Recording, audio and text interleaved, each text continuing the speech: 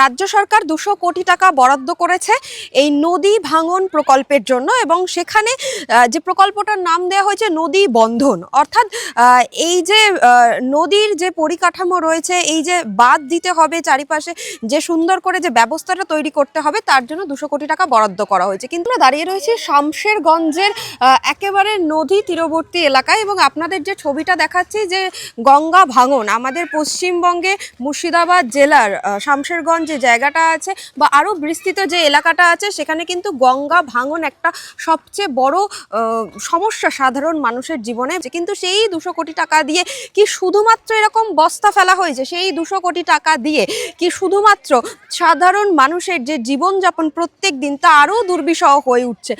আপনারা প্রত্যেক দিন এইখান দিয়েই আসেন? এইখান দিয়ে আসাটা তো অনেকটা রিস্কের, তাই না? আসতে হবে। সাধারণ মানুষের সঙ্গে আমি কথা বলার সময় যেটা দেখছিলাম যে এই যে এতটা রিস্ক নিয়ে তারা একেবারে বাড়ি থেকে নদীতে নামছে শুধুমাত্র প্রত্যেক দিনের যে কাজকর্মগুলো, স্নান করা, কাপড় কাচা বা জল তোলা, সেটা করার জন্য।